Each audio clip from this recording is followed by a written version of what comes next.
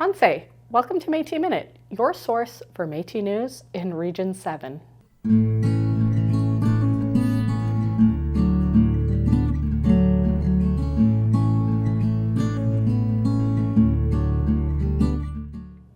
Welcome back to Métis Minute.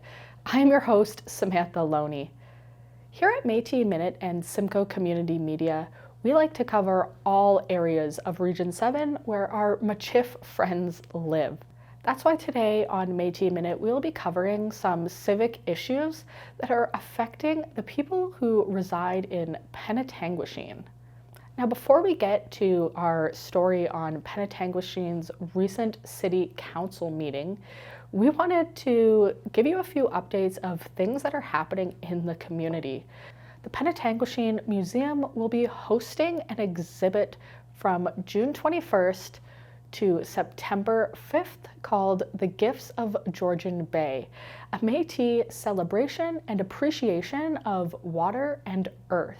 Now, for some of you watching, you may live in Penetanguishene, but for those who are like me whose home communities aren't in Region 7, I wanted to provide you with a little history of why Georgian Bay is important to Métis people in the area.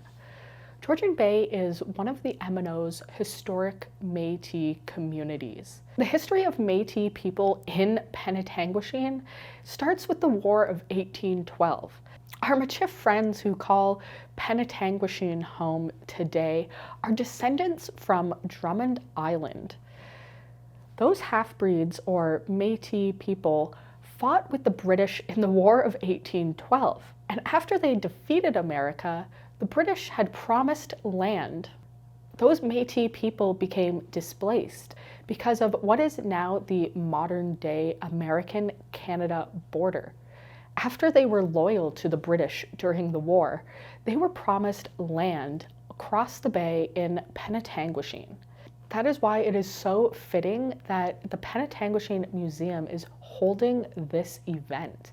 The opening of this exhibit is June 21st on Indigenous Peoples Day. So if you would love to go celebrate Métis artists on that day, we encourage you to go to the opening and check that out. And you could also learn more about the history of Métis people in the area while you're at the museum. If you can't make it out to the event on Indigenous Peoples Day, the Penetanguishene Museum will be hosting an event June 24th from 6 to 8 p.m. At this event, you will be able to listen to talks about the history of Métis people on Georgian Bay, and you'll be able to check out the art with some of the artists. And now for our main story about the updates from Penetanguishene City Council. Penetanguishene's City Council gives monthly updates to its citizens to let them know how the council is working on behalf of them. During the most recent council meeting, the city of Penetanguishene gave citizens those updates, as well as a community risk assessment. Members of council is working on your behalf, and every month we like to report back to you what we've been doing. So it's time for council to share that. I'm going to start with Deputy Mayor. Thank you, Your Worship. Just a couple really quick ones. We had an opening of our pump track at Martin Valley Park, and to go down there and see what it's been like over all the years to see what it is now was absolutely amazing. Big kudos out to our volunteers, especially our Friends of the Youth group who donated $100,000 towards the project. It turned out absolutely wonderful. The other one I had, Your Worship, was we had Seniors Day at the arena. I think it was Thursday, I'm not sure. But again, a very well-run event. The place was packed. I talked to a lot of the vendors that were running out of material. They were so busy. So again, kudos to our staff and our volunteers that put that on and made it a very special day. Thank you, Deputy Mayor. Councillor DeRush. Thank you very much. It's hard to I had both of those items on my list, so there you go. But I will elaborate on the Seniors Information Day. So as Deputy Mayor mentioned, it was held on the Thursday last week, June 6th, and it was at the Penetanguishene. And we had over 50 exhibitors. We had an estimated 300 attendees, and lunch was prepared by the ladies of St. Anne's, and it was delicious, of course. And we had tons of generous prizes that were donated by our exhibitors. So we probably drew close to 60 prizes. And I think we had, well, out of 300 ballots, I mean, the chance of winning were great. So it was really fun to participate too. And then, of course, we had the Senior of the Year award presented. We'll talk about that a little later this evening. And after the formal exhibition kind of deal, we had a presentation from Jamie, and she talked about e-bikes. So we heard all about e-bikes and the uncertainties that are out there, and we talked about some of the facts and whatnot. So it was very informative, and it was really interesting to see how many seniors in the room actually had either driven them, owned them, or knew quite a bit of information about it. So I think it was timely and it was very interesting. So that's it for me. Thank you. Thank you, Councillor Drush. Councillor Waters.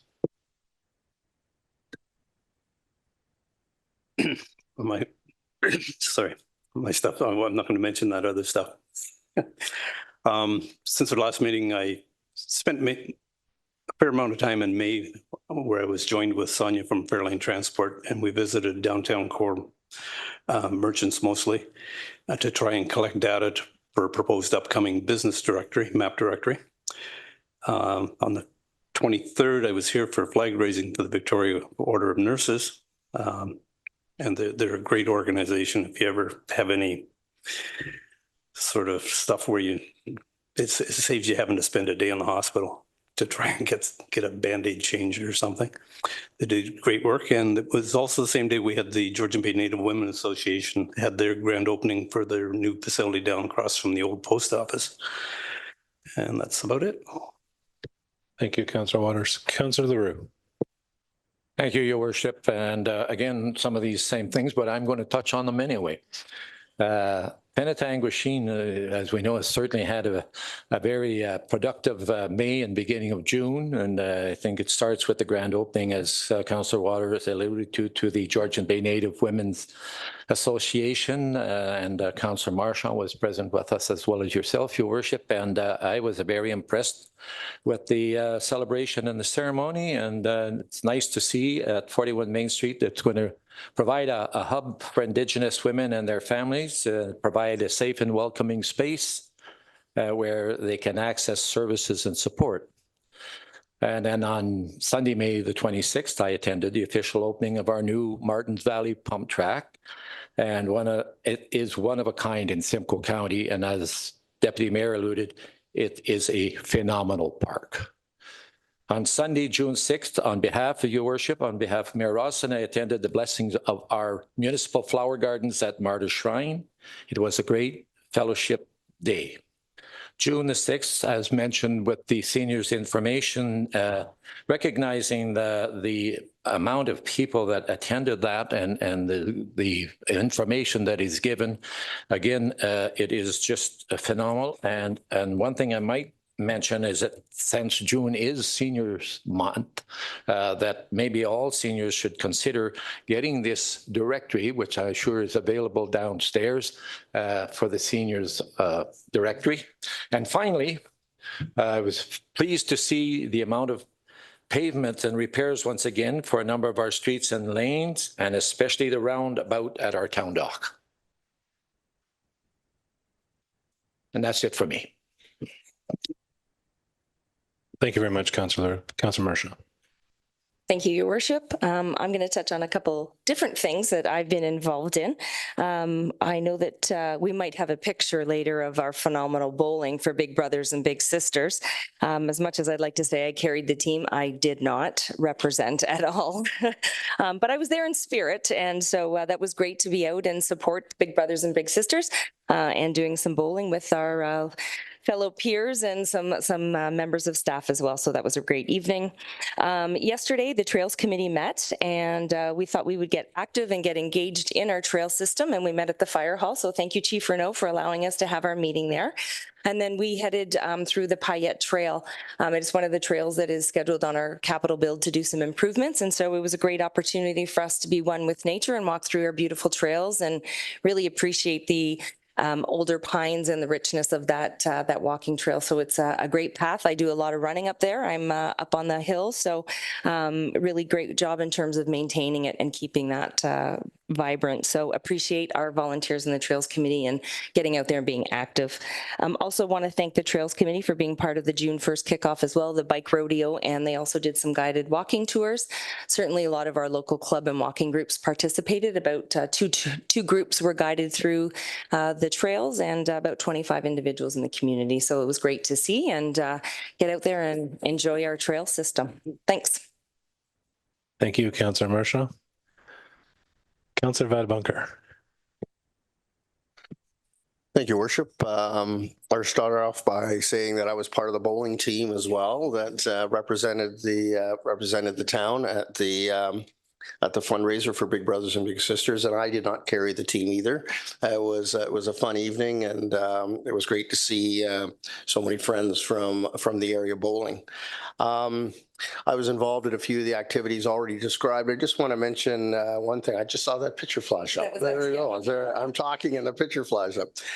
So at the pump track, Deputy Mayor mentioned about the Friends of Penetanguishene Youth and their contribution. It was really nice to see a lot of the Friends of the Penetanguishene Youth. I haven't seen them in a while. They kind of do their work very quietly, but they were certainly there for the grand opening. It was really nice to see them there. On Friday, I attended the Waypoint Center for Mental Health Care presentation of their annual report to the community. The report is chock full of information about the facility, its partnerships, and the impacts in the lives of people it serves. I brought a copy here. This is what it looks like. It's on their website, I believe. It was a great presentation of their of what they do for our community and what they do for the patients and the area. Just before the presentation of the annual report, the TD Bank was acknowledged, and our folks from our local branch were there. They've made a significant contribution to Waypoint, and Waypoint has acknowledged that contribution by renaming the auditorium at Waypoint the TD Auditorium. So that was really nice to see. And later on June 7th, I attended the 25th season opening performance at Kings Wharf Theatre. And there's some members around the table here that will remember when Drayton Festival Theatre came to town in 1999. And can you believe it, Councillor Roux and Deputy Mayor Rose? It's 25 years since they've been operating here, and what a great performance! And it was so nice to see everybody again. Looking forward to another season of live theatre. So anyway, that concludes my report, Your Worship. Thank you very much, Councillor Vadebunker. CEO Lees, comments from yourself on behalf of the administration. Thank you, Your Worship. As I thought about what I was going to cover tonight, there was lots of items I could cover, like paving or municipal events, how busy the fire department's been with structure fire and other calls, records management, town dock, budget, lots of fun things. But I've narrowed that down, dwindled it down to a couple. First, there was some discussion about our Seniors Information Day, and I would be remiss if I didn't mention Angel Prue, our admin assist in Recreation and Community Services, who's with us this evening, played a huge part in that event, and it takes a lot of volunteers and a lot of groups to pull that together. But of course, we know that that doesn't happen without staff. So wanted to mention Angel. A couple things. We pushed out a release recently through some kind of conscious discussion internally and in the effort to be financially due diligent. We've decided to discontinue the issuance of checks, and this is not to be confused with folks that are paying the municipality. This is where the municipality is paying vendors and contractors for services we receive. We will not be issuing checks. We will be requiring those vendors to sign up for electronic funds transfer. The second piece is in a couple of weeks, we'll be closing our office for about 3 hours for a staff appreciation event. News release has gone out and we will continue to push that out leading up to June 20th. And last but not least, last week, I'm proud to say that last week we hosted our friends from the town of Midland for an emergency management exercise that spanned over 2 days. In short, I would suggest that this organization and this municipality and this community is in safe hands and very well positioned for future events, and will continue to build upon what we've learned over the years, and certainly an actual experience we learned and what went through in the fall has certainly contributed to that. So thank you, Your Worship. Those were the 3 updates. Thank you very much, CEO Lees. I'm going to start by saying sorry. Last month was Clerk's Week during our council meeting, and I didn't acknowledge it. So to Madam Clerk, Stacey Cooper, and Deputy Clerk Kelly Cole, on behalf of our council, thank you. Although it's a month late, thank you for all you do. I realized that Friday at about 4 o'clock. So I said, I'm not going to say I'll wait till today, but that was my mistake, my bad. I won't forget next year. I worked as a paramedic for 17 years, and I was acknowledged by many of my peers that I neglected to acknowledge EMS Week, which was the same time frame as Clerk's Week. So I've made several faults, and I'm sorry to those that I did that to. I won't repeat what everyone said, but Seniors Day, the Waypoint AGM, the pump track, phenomenal work. But I think that just goes to celebrate how amazing our community is. It's everybody that makes it wonderful. It's the countless hours of volunteer work, staff work, visionary work that takes years to get it where it is. So all those events were tremendous. I'll just also highlight a couple others. I represented the municipality last week at the Ontario Association of Police Service Boards. Ontario is going through a new process for police services boards. Penetanguishene no longer has a police services board. We're part of what's called the Detachment Board, which comprises of Midland, Penetanguishene, Tiny Township, Tate Township, and Georgian Bay Township. So it's one regional police board, and we're at the association's conference to learn more about how we're going to move forward from a governance structure. Our municipal rep is Doug Taylor. He was there participating in the educational sessions, as well as most of our community partners. So I think that was really good. I also had a meeting this past week regarding the Canadian Museum of Water. Some really interesting things happen, which I think we'll see some stuff come forward at a future date. Last week, myself and the Deputy Mayor and the CO, we hosted heads of council from Midland, Penetanguishene, Tiny Tay, and Springwater to meet and collaborate. So that was a good opportunity for us to go. And I also want to emphasize what Councillor Roux mentioned, the Georgian Bay Native Women's Association. What a great event, what a phenomenal facility. I think it was just a great celebration, and I'm glad they're in our community. And I'll just end with the bowling event. I too was there, and the theme was "We Won," and it's a thread, right? We tend to be winning log saw competitions, all these things. Not that it's about competition, but when it is, we do tend to prevail. So thank you. That's comments from our council. Councillor Vadvanker. Thank you, Worship. When I was speaking about Drayton Festival Theatre, I forgot to mention a lady who's sitting in the audience there, Her Worship, Mayor Anita Dubow, former mayor, deputy mayor, who was on council back in the day too and remembers, and she was there Friday night as well, the 25 years of Drayton being in town. So sorry about that, Your Worship. Very well said. Thank you, Anita. All right, moving on. 8 is proclamations and resolutions. We have 2 this evening, Council. Before I read out the first one, any comments or questions? Okay, for members of the public's information, last month at our committee of the whole meeting, we get a bunch of reports come forward. I believe Councillor Waters, you're the one that pulled the first one. It was regarding burial and cremation services, and it was to support another municipality. And what we're finding is that some cemeteries aren't being maintained, and it's falling to the municipality. And they're falling to disarray and what's going on. And we're doing some proactive work with our provincial association called the Association of Municipalities of Ontario to say, can you help support us? So Councillor Waters, you pulled that, you identified that, you brought that to council, you said, hey, I'd like to know more about that, and let's support that motion. So that's what's before us tonight. Okay, so the resolution is that the Council of the Town of Penetanguishene support the Town of South Bruce Peninsula's resolution R40-2024. in support of amendments to the Funeral, Burial and Cremation Services Act 2002, and that council directs staff to share a copy of this resolution with the Honorable Todd McCarthy, Minister of Public and Business Service Delivery, Jim Kazamatis, BAO Interim CEO Registrar, Jill Dunlop, Member of the Provincial Parliament for Simcoe North and the Town of South Bruce Peninsula. I'm going to look for a mover. Councillor Waters. Seconder, Councillor Marchand. Further comments or questions? See none, we'll call for the vote. All in favor? And opposed? That is carried. Number 2 is our proclamation for Pollinary Week. Before I read this, any members have any comments or questions? Seeing none. Whereas pollinator species such as birds and insects are essential partners of farmers and ranchers in producing much of our food supply. And whereas pollination plays a vital role in the health of our national forests and grasslands, which provide forage, fish, and wildlife, timber, water, mineral resources, and recreational opportunities, as well as enhanced economic development opportunities for communities.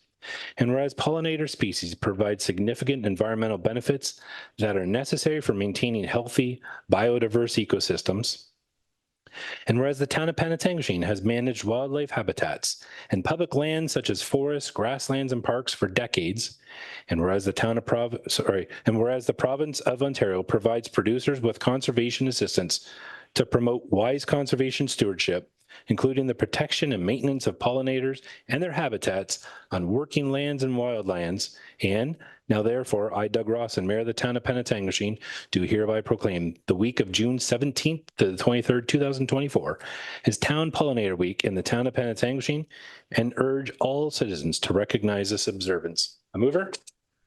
Deputy Mayor LaRose, seconded by Councillor Rush. We'll call for the vote. All in favor? And opposed? That is carried. Okay, we're going to continue on. 10B is a presentation from the Lumex Group regarding our community risk assessment. Chief Renaud, do you want to make any introductory comments about this before we get started? Thank you, Your Worship, and to yourself and council. Lumex Group was hired as part of a 4-municipality consulting group to look at the community risk assessment. It's a mandated requirement as per the government. Grace McDonough is here today here virtually, I should say, to do the presentation for our municipality, and it's specific to our municipality. Thank you very much, Chief Renaud.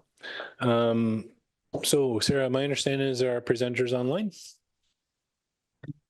She is. Grace, you're welcome to share your camera and your slide, please.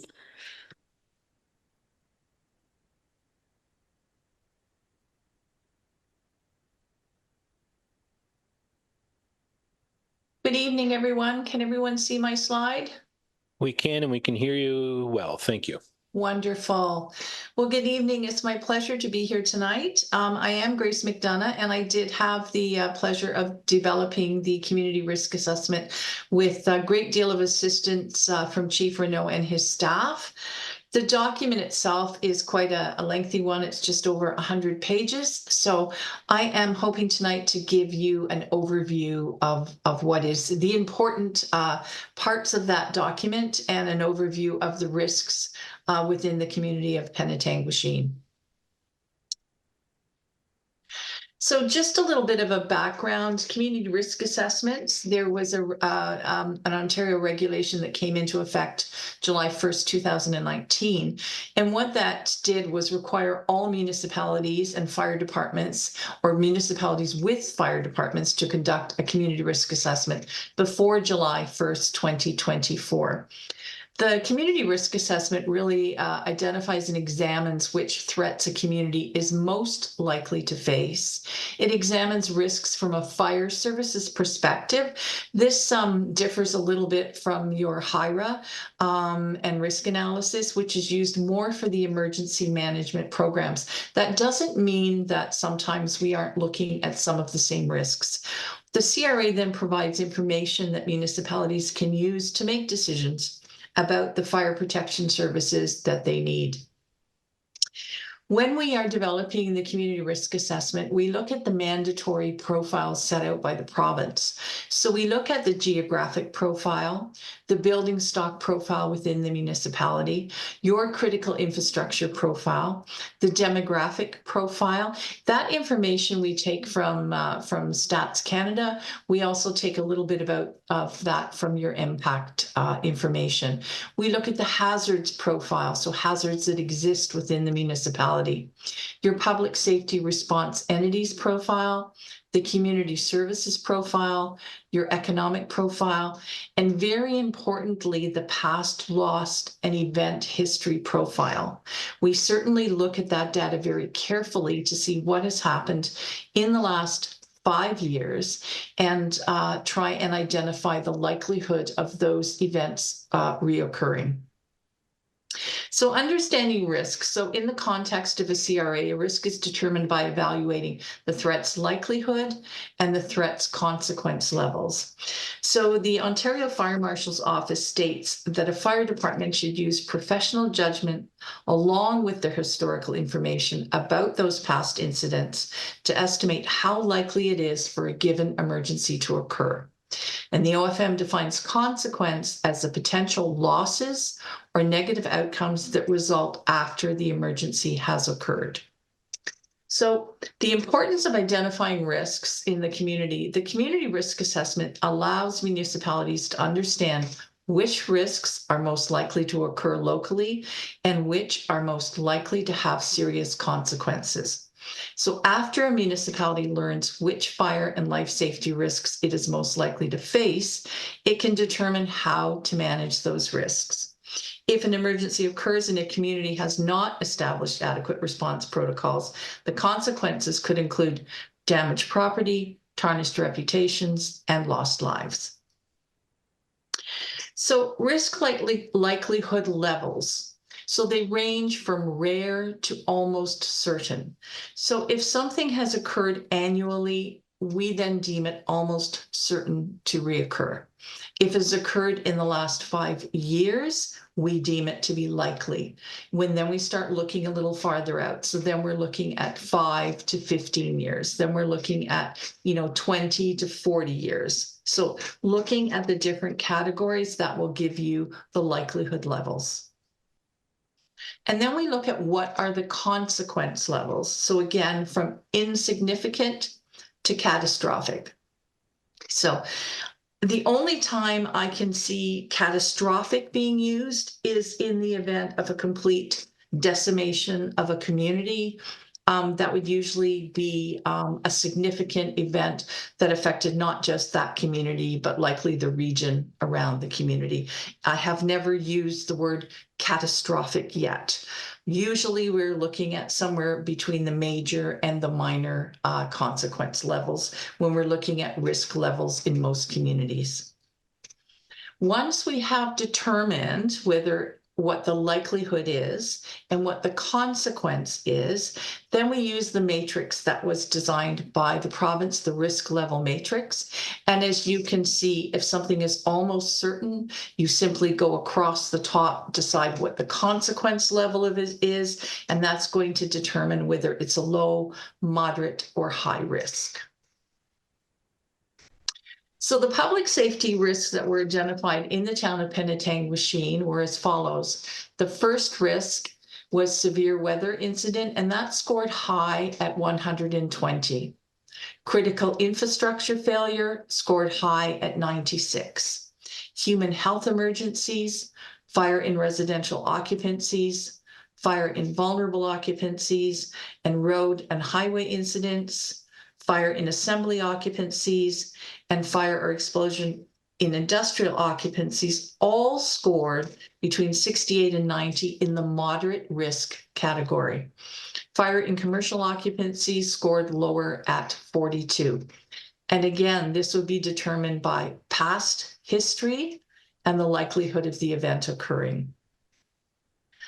So once we have determined what the risks are in the community, then we develop risk treatment plans for each of those risks. They're created by using an evidence-based approach that identifies the problems posed by a given risk, We consider the potential outcomes of the proposed actions, assess options, and provide recommendations for addressing a risk's identified issues. Risk treatment plans may recommend training, service delivery agreements, resource allocation, or service level changes. Each risk treatment plan that's developed for Penetanguishene recommends at least one of the following risk treatment options: to avoid or eliminate the hazard, to mitigate the risk by reducing the likelihood of the impact of the risk, accept and take no action, transfer the risk to another party, or share part of the risk with another party. So after reviewing the risk treatment plans, Penetanguishene Fire and Emergency Services should develop and implement programs and services to mitigate each of the identified community risks. So the number one risk is, as we identified, was the severe weather risk. So the risk treatment plan in this case is to mitigate and to share. To mitigate by continuing to provide public education about the importance of emergency preparedness, including what to do before, during, and after an emergency. To share that risk, work with the applicable external partners to implement public education initiatives that teach residents about emergency preparedness. Financial implications. So implementing this risk treatment plan is not likely to cause immediate financial impact on the department's budget. Penetanguishene may need to purchase supplies if the town's EOC facilities lack adequate equipment or require restocking. The town may also need to purchase equipment or supplies if it cannot support a virtual EOC, and using non-municipally owned buildings and services may have some associated costs. So the department should incorporate the strategies in this risk treatment plan into its regular operations. So the next risk was critical infrastructure failure. And again, the risk treatment plan is to mitigate and to share. So provide public education about the importance of having a 72-hour emergency kit and continuing to offer applicable services as required. Share that risk by continuing to work with the authorities who are responsible for the critical infrastructure in Penetanguishene. So this is recognizing that not all critical infrastructure in Penetanguishene may be the responsibility of the town of Penetanguishene. The financial implications are that it should not likely cause an immediate financial impact. However, if there is a critical infrastructure failure that affects any of the critical infrastructure owned by the town of Penetanguishene, the town may incur significant repair costs. Again, the department should incorporate these strategies in the risk treatment plan into its regular operations. The next risk, number 3, was human health emergency. Again, the risk treatment plan would be to mitigate, continue monitoring for signs of human health emergencies in Penetanguishene, follow the advice of the local health unit and the province of Ontario as applicable. Implementing this risk treatment plan is not likely to cause immediate financial impact upon the department's budget, and the department should incorporate the strategies in this risk treatment plan into its regular operations. Number 4, fire in residential occupancies. So this risk treatment plan, again, is to mitigate, to implement a multi-year smoke alarm program with the goal of ensuring all residents of Penetanguishene have working smoke and CO alarms. Conduct regular inspections of select residential occupancies in Penetanguishene, such as the town's multi-unit residential occupancies and hotels and motels, and strive to provide fire safety messaging to all residents of Penetanguishene by distributing public education and attending community events. I would just like to say that the department is certainly already providing fire safety messages. They are attending community events. So to continue that work, and certainly smoke alarm and carbon monoxide programs were interrupted during COVID. And I know that it is certainly in Chief Renault's plans to get that up and running again and to enhance that program by setting goals and tracking the results. The financial implications of implementing this risk treatment plan could have financial implications on the budget if additional staff is required, or there are more work hours required to complete the inspections or to deliver public education as part of the smoke alarm and carbon monoxide alarm program. The department will incur costs when it purchases smoke and carbon monoxide alarms and batteries. However, the department can consider invoicing residents for the cost of the alarms as applicable. And the department should incorporate this strategy in this risk treatment plan into its regular operations. And finally, risk number 5 would be fire in vulnerable occupancies. The risk treatment plan, again, is to mitigate this risk by continuing to conduct the annual inspections of vulnerable occupancies in Penetanguishene, as well as witnessing and auditing their fire drills, and to complete pre-incident planning processes for all vulnerable occupancies in Penetanguishene. This risk treatment plan may have a financial impact on the department's operating budget if the department assigns additional staff members or requires more work hours to conduct inspections and complete the pre-incident planning process at the vulnerable occupancies in Penetanguishene. The department should incorporate these strategies into its regular operations. The only other thing I wanted to touch on tonight, and it was not one of the top 5 risks in Penetanguishene, but I did want to touch a little bit on the fire in industrial occupancies, which scored 68, so is still in the moderate risk category. Just a little bit of background. There are 74 industrial occupancies listed in the town of Penetanguishene. And there has only been 7 inspections done on those occupancies in the last 5 years. Again, certainly taking COVID-19 into consideration. So, there would not have been very many inspections possible in 2019 or 2020. But certainly, I think one of the areas that where fire prevention can certainly improve is to ensure that those industrial occupancies are being inspected on some kind of a regular basis. And this may mean developing a fire prevention policy that speaks to that. And ensuring that those inspections are carried out and that records are kept of those inspections. So the next steps are to review and update the community risk assessment annually. This risk assessment will have to be redeveloped in 5 years' time, but certainly updating it annually will make that a less daunting process.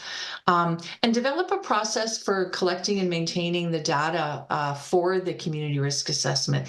So in Penetanguishene, as in almost all of the communities where I have been involved, one of the things that is not being tracked is the use of lightweight construction.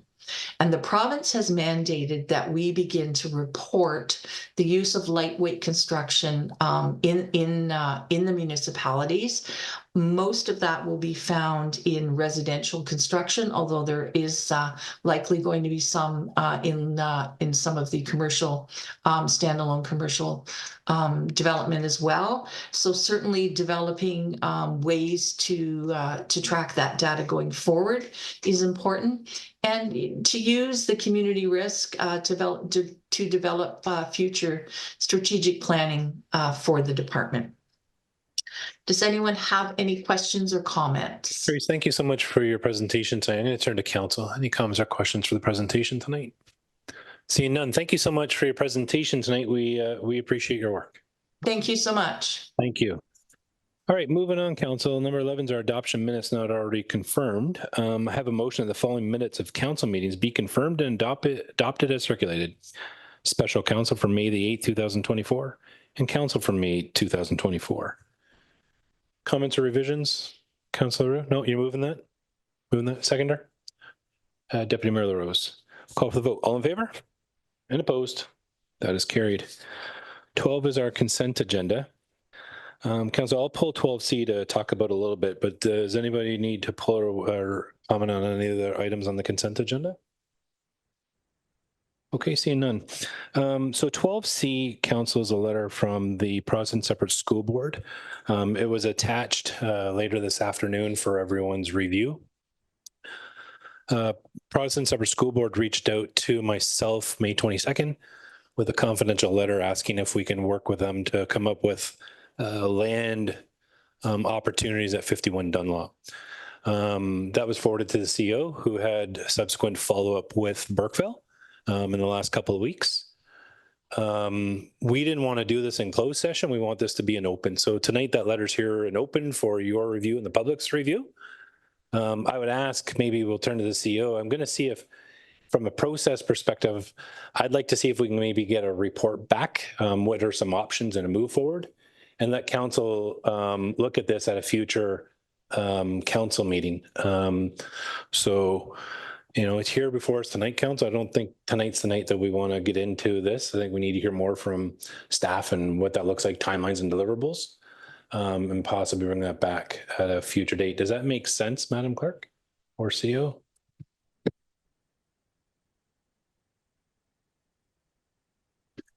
Through your worship, yeah, I mean, I think it makes complete sense. And the clerk and I were just quickly conversing. I think from a process perspective, if we can just add it as a referral item at the appropriate time.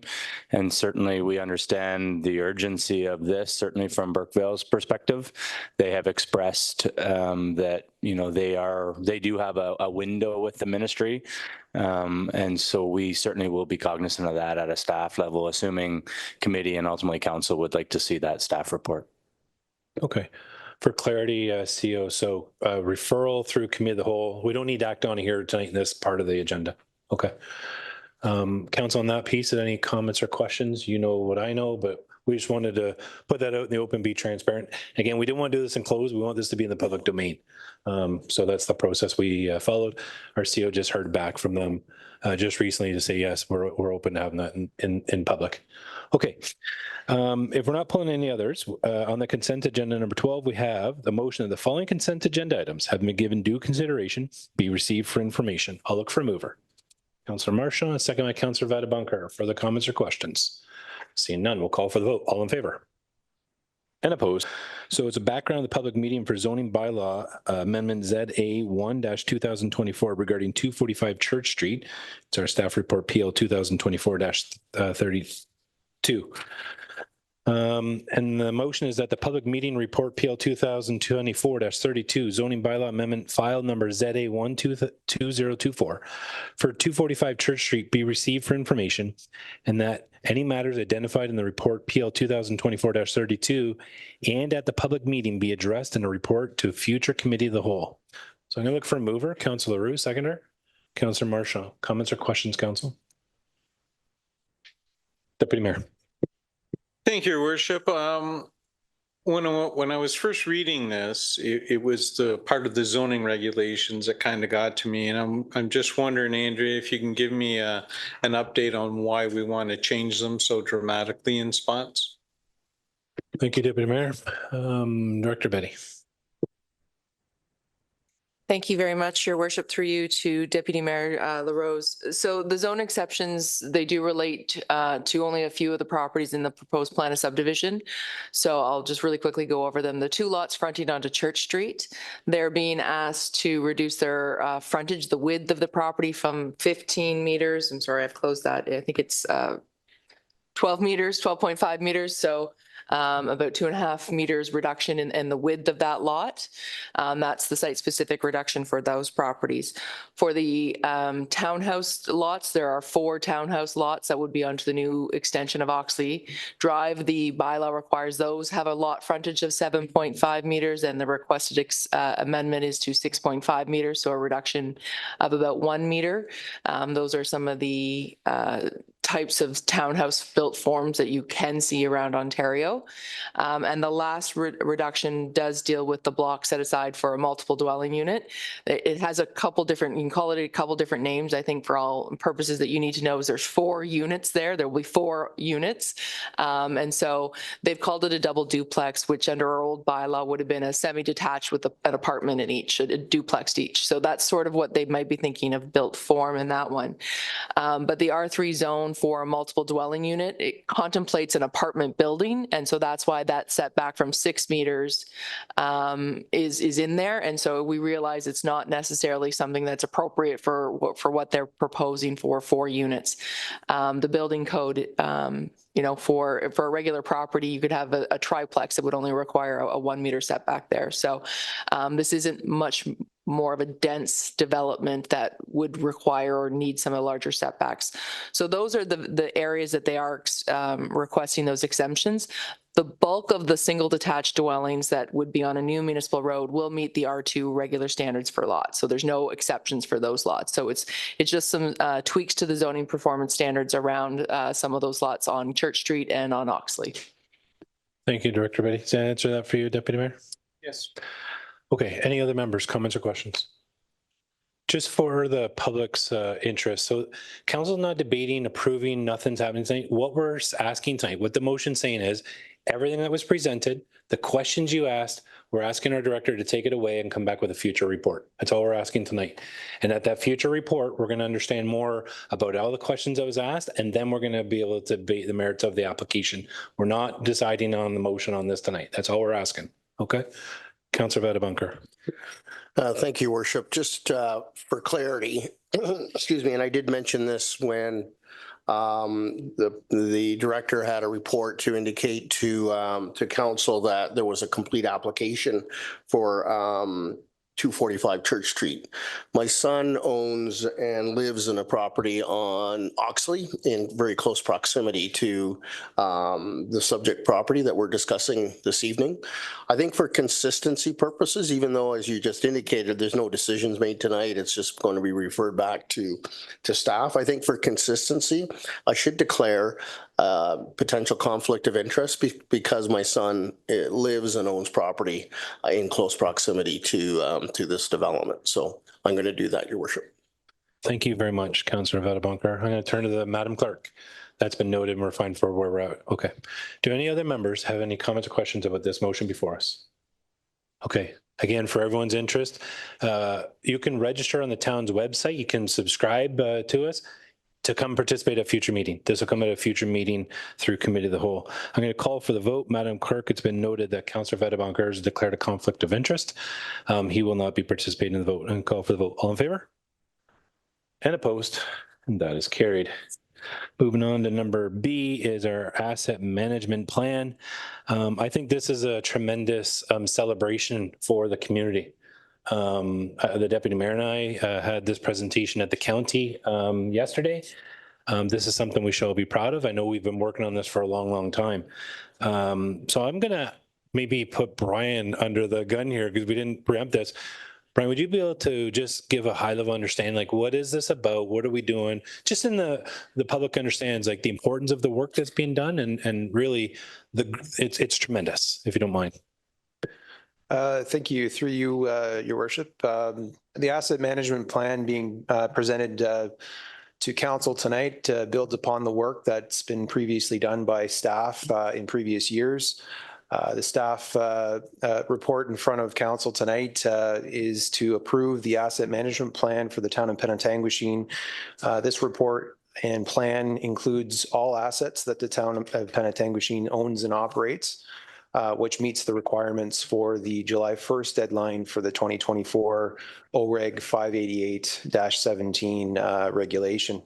Next year, the town will be working towards another deadline, which provides a lot of the heavy lifting, a lot of decision making going forward. It'll be an asset management plan for all town assets, but with proposed levels of service. The current report in front of council tonight reflects the current level of service that the town provides. So the next report being brought before to council will have a lot more feedback from the public and council in terms of determining where we go from here and into the future in terms of our service levels. The report in front of council is a snapshot of where our assets are in terms of condition and estimated useful life. As indicated in the report, our assets are in range and score from fair to poor to very good to excellent. A lot of the asset condition assessment data is based on our road network. We look forward to building upon that so that we can provide more accurate information to assist with our decision making going forward in terms of populating capital plans going forward. We are a municipality that has a capital plan every year of an estimate of about $5 million. The current plan right now shows our funding gap of about $4 million with our current assessment data. So that'll be the challenge going forward in terms of tackling that. And I'd be happy to answer any further questions. Ryan, thank you so much. We have so many assets from snowplows to our sewage treatment plant, sidewalks, roads, curling club, and the like. This is tremendous work. So thank you. Council, comments or questions on this item? Councilor Vadabunker. Thank you, Worship. I just want to echo your comments and compliment staff. This is excellent to have this. It will provide a context for future decision making. As well, it's my understanding that, it's fundamental when we're making application for grants from the province for infrastructure work. Having an asset management plan that can support those grant applications is very important. So it's great to see this here. Thank you. Thank you, Councilor Vadabunker. Any other comments or questions from council? Seeing none, I'm going to look for a mover on this item, please. Councillor Marchand, seconder. Councillor DeRush. We'll call for the vote. All in favor? And opposed? And that is carried. 13C is regarding the 2024 CO performance evaluation process. Just a background for council. Council will recall we've had a discussion about this. Myself, Councillor Marchand, Deputy Mayor LaRose met. We followed up with some comments in conjunction with our CO and our Director of HR. The policy reflects that. And this is back to council to confirm the policy and the process as we move forward. I'll look to council if there's any comments or questions on this before we call this. Seeing none, the motion is that the Chief Administrative Officer CO Performance Management Process Policy and CO Performance Assessment Tool be approved as amended. I'm going to look for a mover. Councillor Roux, seconded by Councillor Vadabunker. Further comments? Call for the vote. All in favor? And opposed? And that is carried. 14 is our presentation, consideration of the report for Committee of the Whole. So members of the public, after our council meeting, we convened into Committee of the Whole. Last month, we had a Committee of the Whole meeting. What we decided at the Committee of the Whole comes forward tonight in council meeting for us to look at it, discuss it, debate it, amend it, change it, or approve it.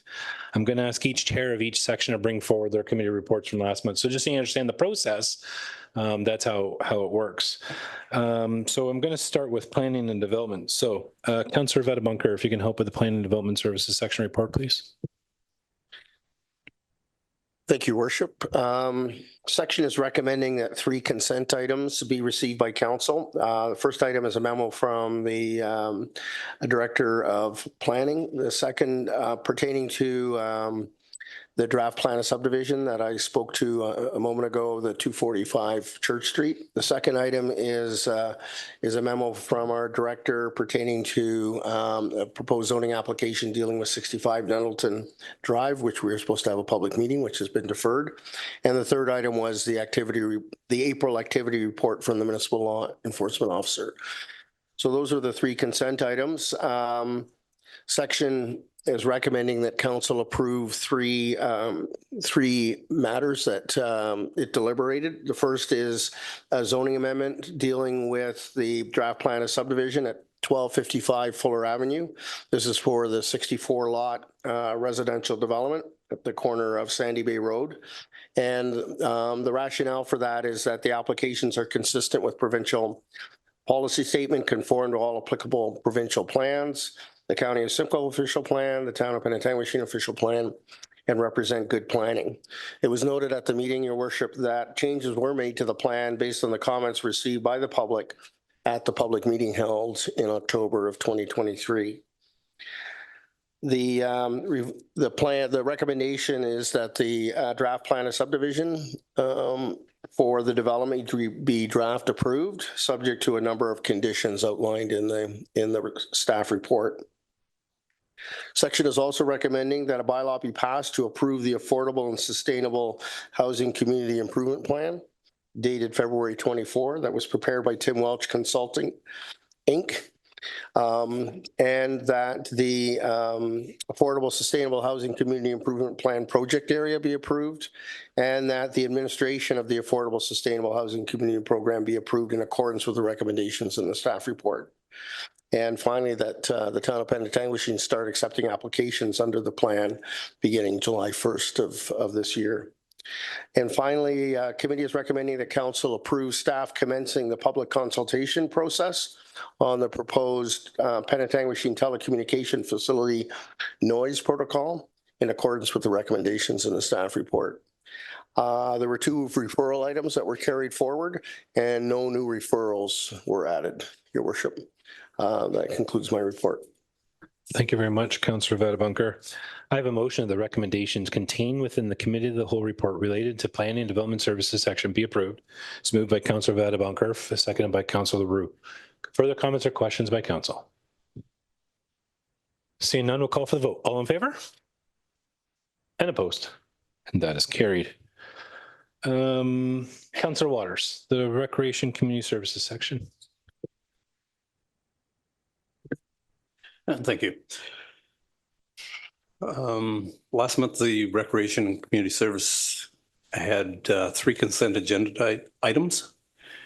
There was the 76th Winterama post-event report, number RCS 2024-04, the Museum and Heritage Committee meeting minutes, and the Penetanguishene Public Library Board minutes.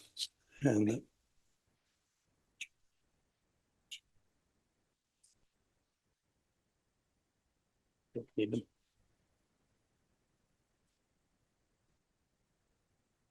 I'm confused. Okay, it's okay, Councillor Waters. Take a second. I'm going to move to Councillor Marchand. Do you mind with the Transportation Environmental Services section report, please?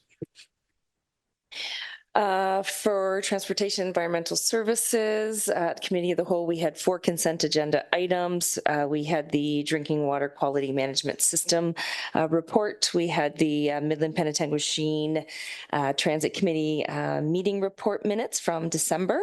The third report was the Sanitation and Stormwater System annual report. And the final consent agenda item was the 5-year proposal for sanitary and stormwater service system plan as well. We had 3 items for consideration on the agenda, and those 3 matters were, the first was the strategic asset management policy. The second one was the awarding of the technical engineering services and quality assurance testing for 3 years. The third item was the disposal of surplus asset report. And then we had 2 items for the upcoming agenda. Nothing had been added. Thank you very much, Councillor Marchand.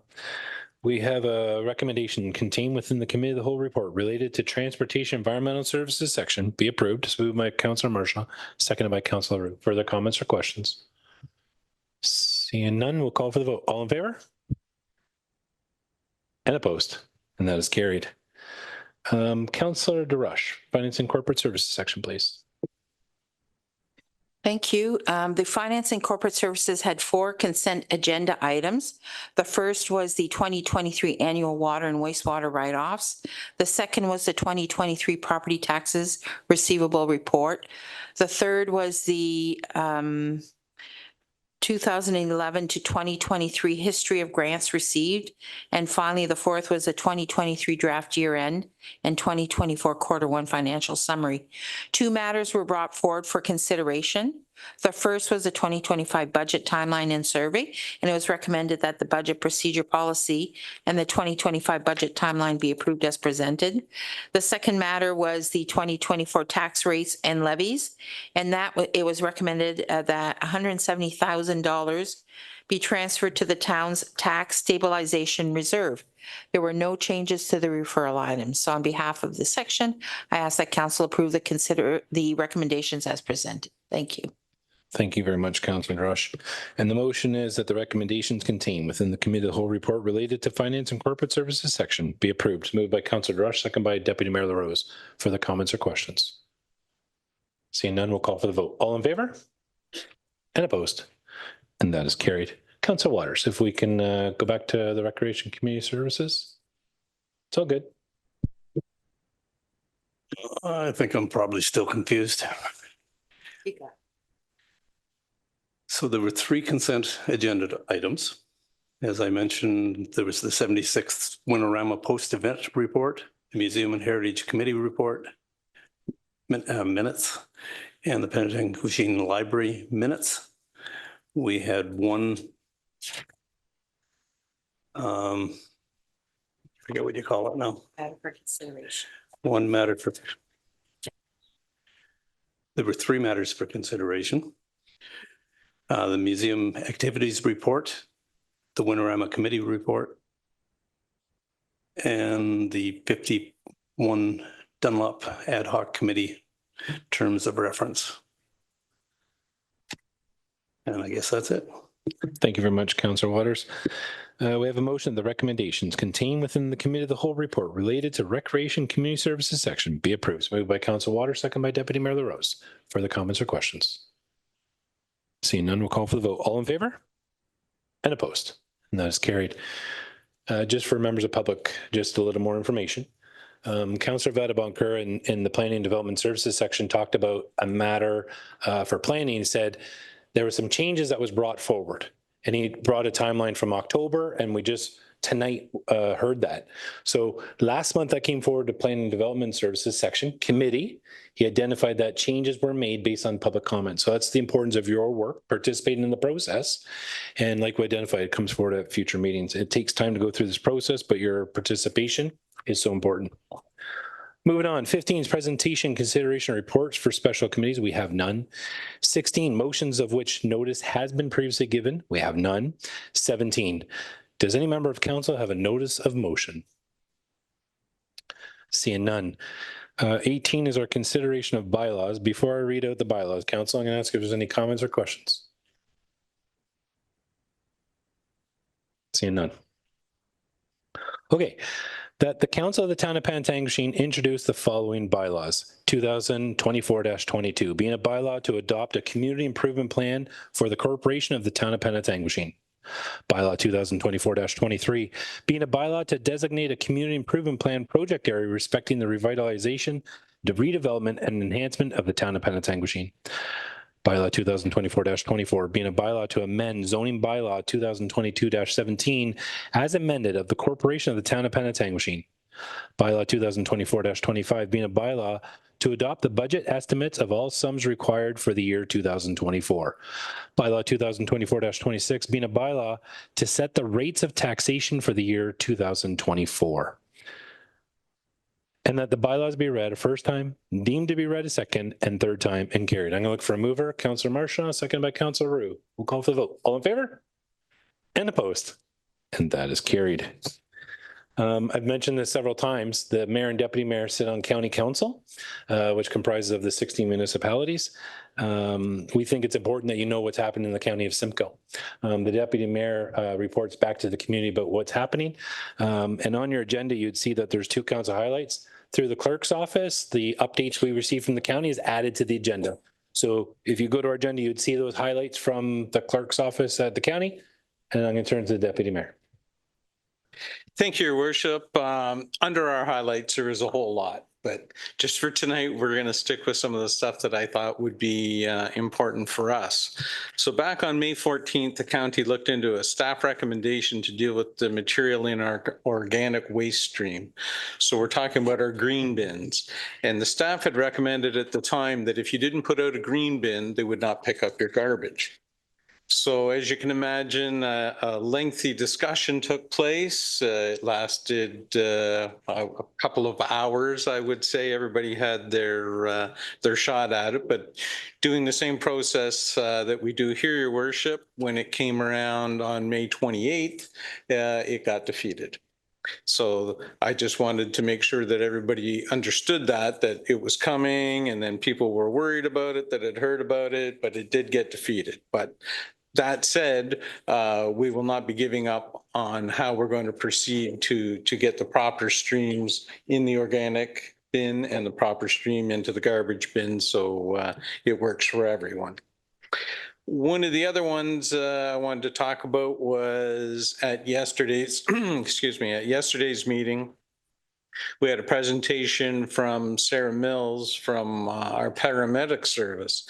And the presentation was very disturbing to me when we learned about how much physical and verbal abuse our paramedics are getting.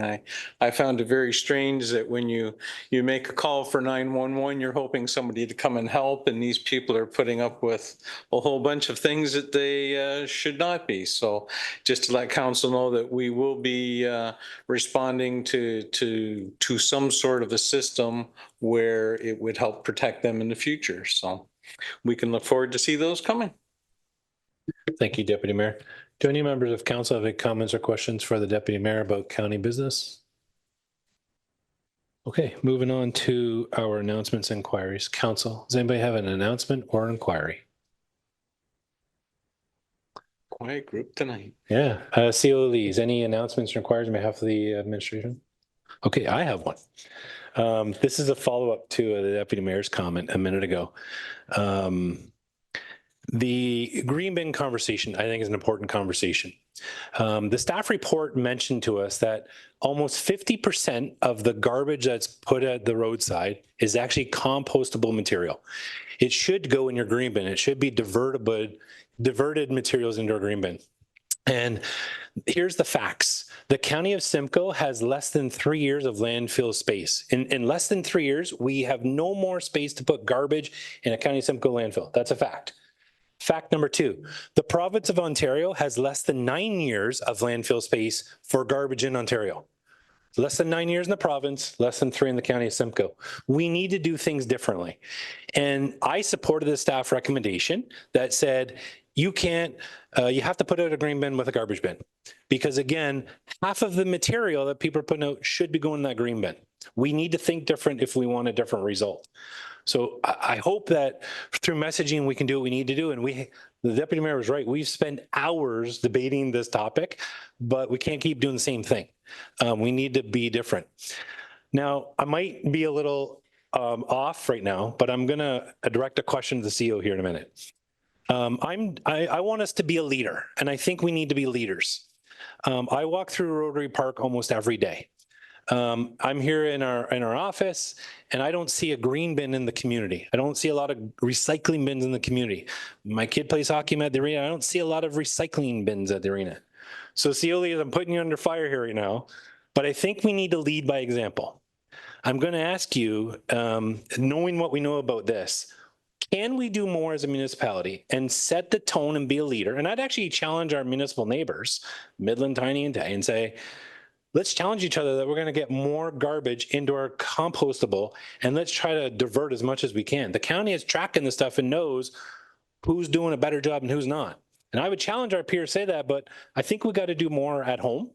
So COLEs, I'm going to ask you, can I challenge you and say, could we put a blue bin at the waterfront so somebody put their water bottle in there? Or could we put a green bin here? Or could we put something at the arena?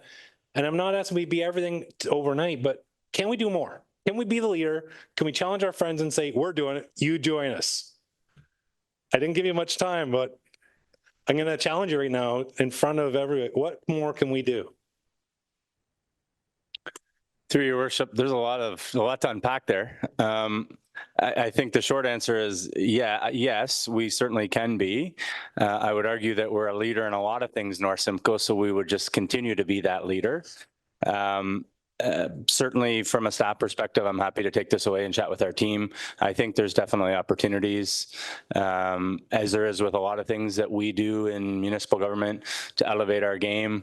One thing that I think we can probably do is lean on our friends at the county. I think some of this is educational and really helping get the message out there. And I think as lower tiers, we can certainly play a role in that.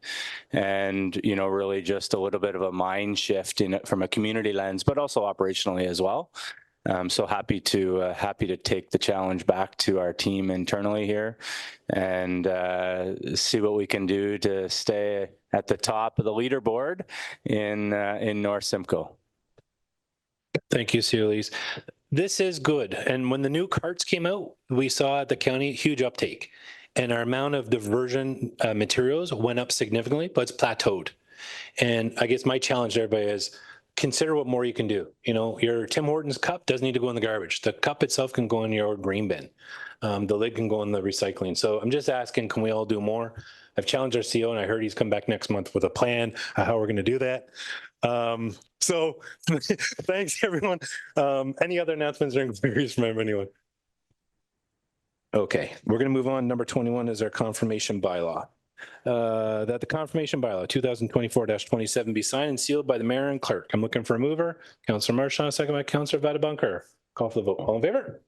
And opposed? Another update that City Council gave during that meeting was about development in the municipality.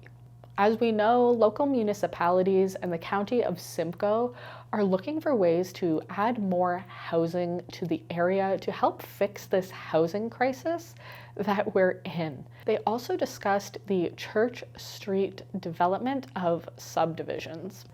Although this isn't going to solve the affordable housing crisis, these developments popping up in municipalities around the county are affecting citizens, and City Council was able to hear the voices of some citizens in Penetanguishene to see how these developments are affecting them. Moving on is our public meeting. We have one item for our public meeting tonight. This is a public meeting tonight under Section 34 of the Planning Act to consider a zoning bylaw amendment, file number ZA1-2024, to rezone the property from a deferred development, D-zone, to an appropriate residential zones and zone exceptions to facilitate a future plan of subdivision. To Council, the purpose of this public meeting is to provide an opportunity for the public to make comments. The purpose of this public meeting is not to engage in debate regarding the merits of the application, nor is it intended to be a question and answer session. There is an opportunity later in the meeting to ask questions on the application after the public meeting has concluded. Andrea, I'm going to ask if you can identify the application for us, if you confirm if notification was made, and if you can note any correspondence received as you outline the proposal, please. Yes, thank you very much, Your Worship, members of council and the public. I can confirm that we received two applications. One is for a draft plan of subdivision application, and the second application is the zoning bylaw amendment. Those applications were deemed complete, and notice of tonight's public meeting was given on May 2nd. The subdivision itself, just for some information, includes 23 lots for single detached dwellings, 1 block for a 4 dwelling unit apartment building, 4 lots for townhouse dwellings, and the exceptions all relate to some site-specific standards for those units. So, for example, there are 2 lots on Church Street that would have a front yard or a frontage reduction. The townhouse units would have a frontage reduction or proposed frontage reduction, and the 4-unit apartment building would be reduced for a side yard setback. That's what's being proposed. Together with the application, there was 2 blocks for stormwater management, a future road, and the extension of Oxley Street, as well as a service and easement from Mercer Crescent and Chefcott. So for the correspondence we've received to date, there's part of the agenda package later on, but we have received comments from Canada Post, Enbridge, the Simcoe County District School Board, and the Severn Sound Environmental Association with the application. I do believe Ashlyn Kennedy from EcoView Consulting is on the line to go into a further detail with the application. Thank you, Andrea. Ashlyn, the floor is yours. Thank you. Good evening, Council, and thank you for having me. I'm just going to share my screen. I do have a presentation.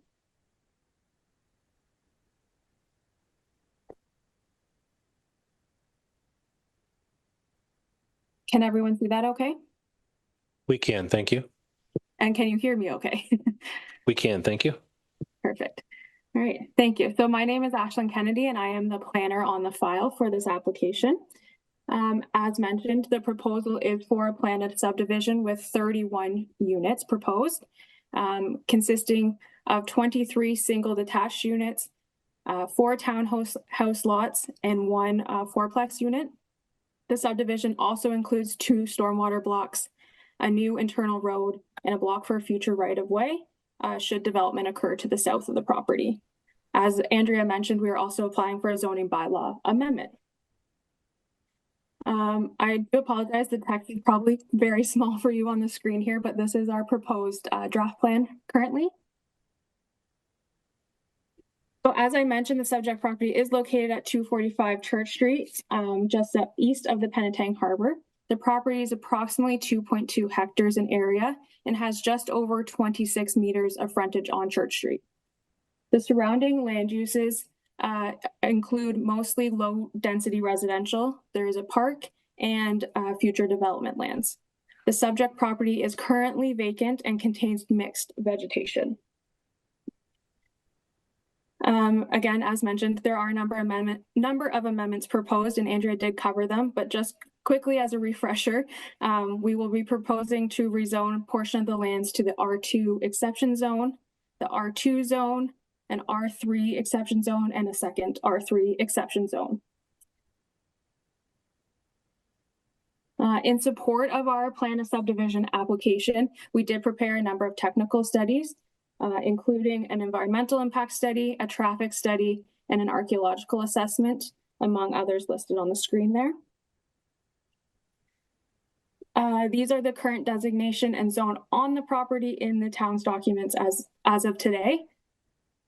And then finally, it is our opinion that the proposed development is consistent with or conforms to the policies of the provincial policy statement, the growth plan, the County of Simcoe official plan, and the Town of Penetang official plan, and through the amendment would then be consistent with the policies of the zoning bylaw.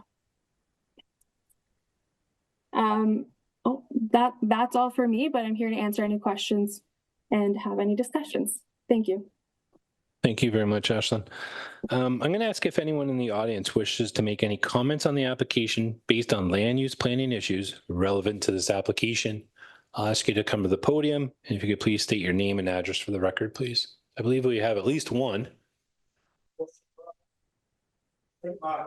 So sorry, if you don't mind, can you go to the podium for me? And I know, but, and if you don't mind just starting with your name and address for the record, and then you can address your comments and questions. My name is William Grant, and I've obviously got vested interest because I live in 57 Oxley Drive. So if they open the end of Oxley Drive up as a thoroughfare, myself and my son are shift workers. There's some question about building townhouses in the lot. It's not going to improve the aesthetics of the neighbourhood. Surely the best option is, or would have been, or would be, to go through the trees into the lot to reduce the disruption to the neighbourhood. That would also shield the houses on either side of the entrance. That would require lots 17, 18 and 19 being built last, and lot 245 being an entrance. Unfortunately, the layout we got in the mail was too small to identify everything, and I'd just seen the plans in better detail this evening. The upheaval in mess is going to seriously devalue the surrounding properties. Maybe this discussion input should have happened with property owners prior to going ahead with the planning permission. And I don't know, maybe you can tell me yourself. There was a rumour they're intending to build more houses than they have already planned for. I don't know if that is unfounded or if somebody would like to put that to rest this evening. That's it. I've got nothing else. Thank you very much. Thank you. Just for process for everyone, so comments and questions are received. Later in the agenda, we're going to ask staff to come back with a report to answer and identify some of these questions. The proponent will have an opportunity to address them as well, so they don't have to, but when we're done, we'll give them an opportunity. But thank you for your questions tonight. I'm going to ask if there's any other members of the public who wish to address this application. I'll just have you come to the podium, please, sir. Yeah, everyone has an opportunity.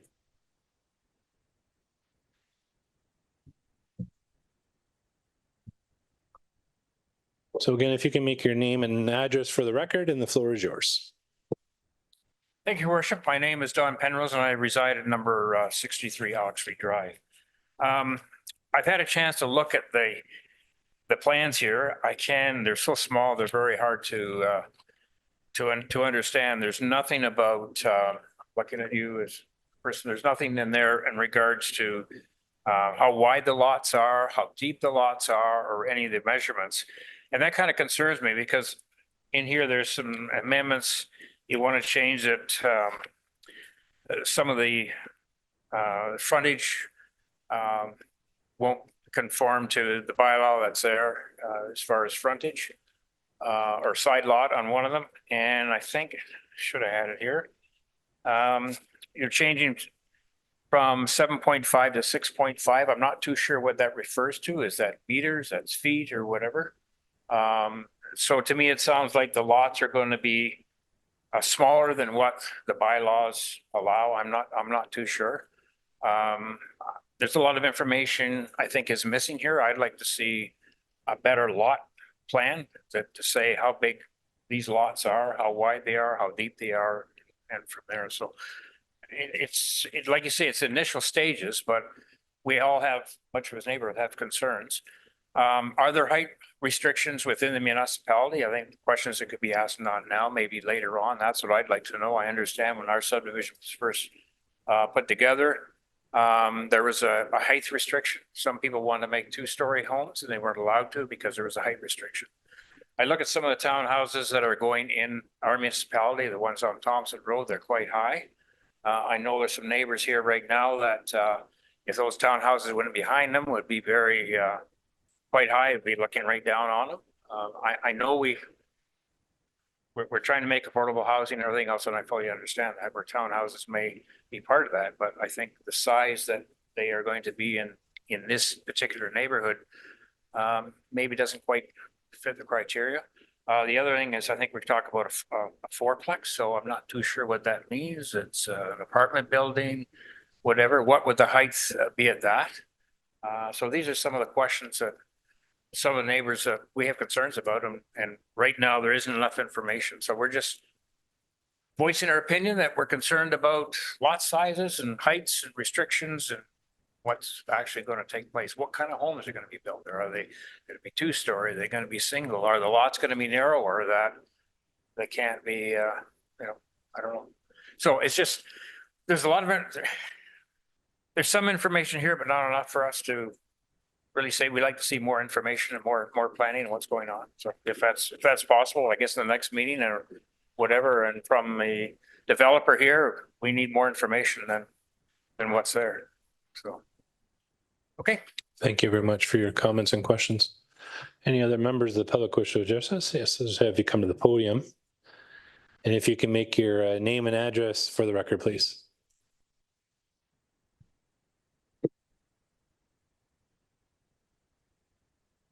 I'm the better half.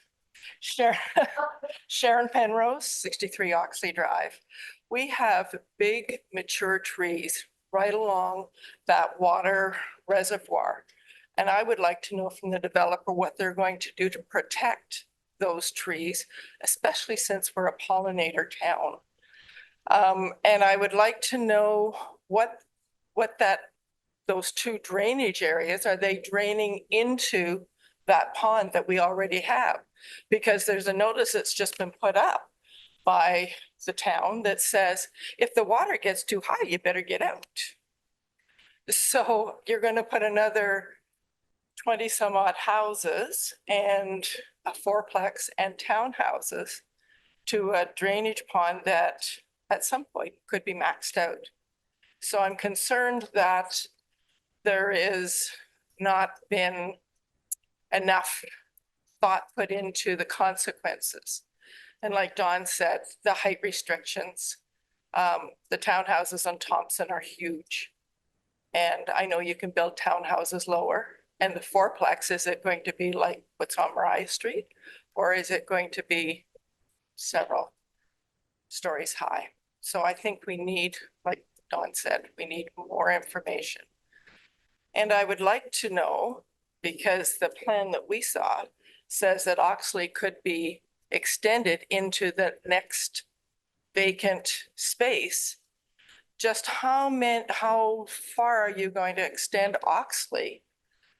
And is there going to be another exit instead of everybody coming from those subdivisions down Oxley and out on O'Reilly? Because 23 plus 4 is 27, plus townhouses, 4 townhouses, which is another 4. So you're at 31 residences, 2 cars a residence, that's 60 cars in a day that are going to be coming and going, plus the ones that already go down. 5 school buses go past our house. Is there not a way to put a road instead of a 4-plex, put the road out to Church Street through that 4-plex, or put houses down there and a road down there so that you're not overloading the subdivision that we already have? I don't think there's anything else that I can think of yet. Thank you. Thank you very much. And remember, sir, I'll just have you come to the podium.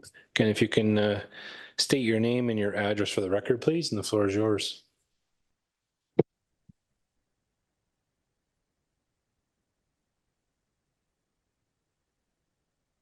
My name is George Lemaire. I live at 2 Chefcott Street. My main concern is the stormwater system. We have a stormwater system that has never worked in the 25 years I've been there. The area consistently floods. The last storm we had, major storm 2 years ago, that the whole area flooded, the road was flooded. Brian had his crew come in and pump that pond out for 3 days, trying to get the water off the street. With this new development and the extension of the stormwater systems that they're proposing, I was wondering if there's any chance that we can improve the existing stormwater system and maybe connect the two. The existing one did have an overflow in it that was shut down. They took the rocks out from the overflow, put in paper or plastic, and covered the roads or the stones in it again. So there's no exit of water from that pond once it's filled. When it's filled, it backs up onto the road and floods the road. I have pictures I can show you from the last storm. Anyway, Brian's well aware of the problems we've had. And I just hope that this subdivision is not going to create any additional problems in our area. Like along the front of my house, I have ditches that are approximately 3 to 4 feet deep. They fill up and the road floods. The last time it was flooded from us up to Brian's Drive and halfway up Oxley, or halfway up Chefcott, and good part of Oxley was flooded. I've sent pictures to Brian. He's well aware of the problems, but certainly we can't have any more flooding in our area. It needs to be resolved. A few years ago, they tried to improve the pond a bit, but in so doing, they actually made it worse in a way. They made the pond bigger, but there's only 2 pipes going underneath the road to the pond. The water comes down Chefcott, builds up there at the end of the road, and those 2 pipes are not adequate to take the water over to the pond to drain the road. We need additional pipes across the road in order to take the water away. Basically all I have. Thank you very much for your comments. Any other members wish to address this application? Yes, sir. I'll have you come to the podium and state your name and address for the record, please.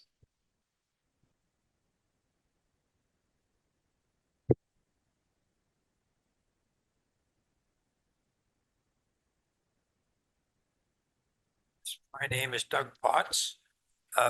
I'm the largest property owner that's going to be affected by this. Sir, if you don't mind, just Church name and Street. address just for our record, and then the floor is yours. I'm sorry, I didn't hear you.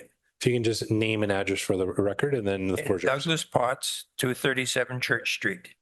And I am the largest property owner that's going to be affected by this property. There'll be over 10 houses backed onto my property. And when they talk about the stormwater, is that going to end up the ponds going into my property with the water overflow? Because I'm the next place for the water to go if it doesn't go out the other way. Secondly, if this goes ahead, I would request a fence between their property and my property, between the buffer line where they've got the green space. And other than that, right now, I would prefer for this year until it goes, that they go in there and spray the poison ivy. Because if you check everything on my property, it's totally clean. Cut the grass at least once a week, the whole 1,000-acre field. It's 1,078 feet and 137 wide, and I totally keep it immaculate clean. But I'm fighting poison ivy coming onto my property from it. And thank you for letting me mention that. Okay. Thank you very much. Any other members wish to address this application?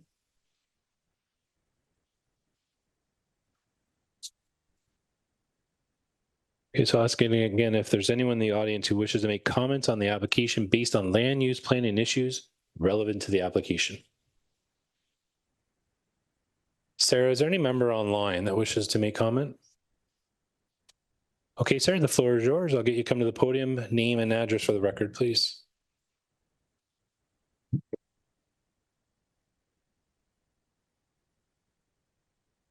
Council, my name is Alan Pfeiffer, live at 103 Oxley Drive. One of my concerns right now is we've had some migratory birds that come back. Green herons have been coming back for about 12 to 14 years. Some of the residents here hear these birds, and we also have a deer in the bush. We see them all the time. They're right on our street. And I'm just wondering what type of environmental studies were completed. There's owls in that bush, there's fox. We see all this wildlife all the time. When that forest is going to be decimated, where's that wildlife going to go? In regards to the hydrology study, my concern with this is what is the depth of these ponds going to be? Secondly, the ponds that are at Oxley now are in the park. 2 big cauldrons were put into that to drain the water, which don't work effectively. But if that water is to leave those ponds, where is that water going? What studies were completed?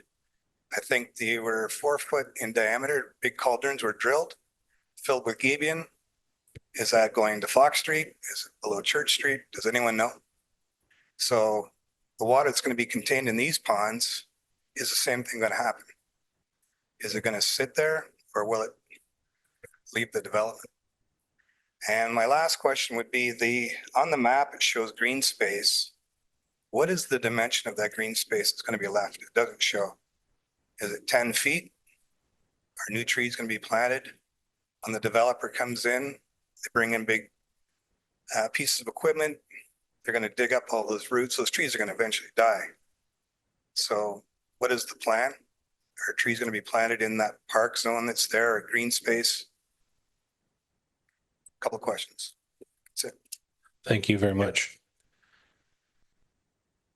I'll ask again if there's anyone in the audience who wishes to make any comments on the application based on land use planning issues relevant to this application.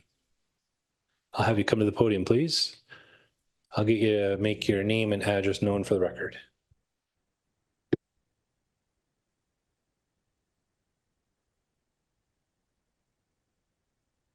Hi, everyone. Donna Short from 237 Church Street. So again, it's that large piece of property. But when I look at this, the green space is very much importance to me as well. And they were talking about the trees and so on. When you really look at what that 5 acres is about. There is a lot of beautiful trees there. So do we work around them, and do we wreck them because of the, digging and roots and so on, as well as the water? The water is actually quite a big deal. And I know everybody here knows a lot more about it than I do, but I can, when you think of what the water is doing now, if you're adding this density of people and houses, when you have two other waterways that are like side by side, to me, the water is going to roll down and be at 237 Church Street because we're going to be lower. It's just the way the geographic way the property is situated. So, I really think we have to really take a good look at density. It's a beautiful piece of property, and I think it should be developed. We want residential properties, but how dense do we want our properties? And before we go into the building of the properties, to make sure that environmentally, as in the animals and wildlife and birds, are considered. That's really important. But then also the water, the waterway, and how that's going to be really controlled properly, because they are having problems now. And, we need to do that first, and then we can figure out what we're going to do next. And yes, poison ivy is an issue, major issue. Thank you. Thank you very much. Are there any other members that wish to address this application? Okay, Sarah, there's no one online? And my final call, anyone in the audience who wishes to make comments on the application based on land use planning issues relevant to this application? Seeing none. I'm going to turn it back to our applicant, Ashlyn, to see if you have any concluding comments about this application. Thank you, Your Worship. And thank you to everyone for providing your comments this evening. I'll definitely be taking them back to our development team to discuss them and make sure that we provide you some answers in our next submission. Thanks. Thank you. Okay, no further comments. I'm going to thank everyone for your participation in this public meeting about this application tonight. Just to let everyone know the process. So from here, we'll get a report later in the agenda, 13A tonight, where we're going to ask staff to come back to council through our committee of the whole with answers to some of these questions that you asked tonight. So our director will bring that forward. Do I have that right, Director? And can you just give an idea of what the public could expect from a timeline, and what would their participation look like from here on out? Thank you very much, Your Worship. So two things is the timeline does a little bit depend on the next submission by the applicant and some of their answers to some of these questions. I'm going to make some guesses that'll be fairly quick response back and turnaround. So I would think sometime this summer. But for those from the public who do want to be kept informed about this, if you recall, our new planning alternative notice policy is anybody that leaves their name with me or sends me an email or something, we'll send out an email reminding people or letting people know that it's coming back forward with the recommendations or with the answers to those questions, so that the public is kept informed before a final decision is made. So I'd encourage anybody else, if you spoke tonight, I've recorded your name and your contact information. You will definitely receive notice from the town. But if there was anybody else that didn't speak, to let me know, and I can make sure you're on that contact list. Thank you, Andrea. And again, there'll be more opportunity for public to comment. So I'm going to close that public meeting. We're going to move on to our next item on the agenda. The next item on the agenda is B, is a public meeting regarding 65 Nettleton Drive. That has been rescheduled. So I'll come forward at a future date. That is your update for all things Penetanguishene. Whether you be Métis, First Nations, Inuit, or non-Indigenous, we hope you were able to learn a bit more about the Michif history in Penetanguishene and what is currently happening concerning the municipality. We hope to see you at the celebration of Georgian Bay, June 21st to September 5th at the Penetanguishene Museum. Merci for watching, and we'll see you down the river.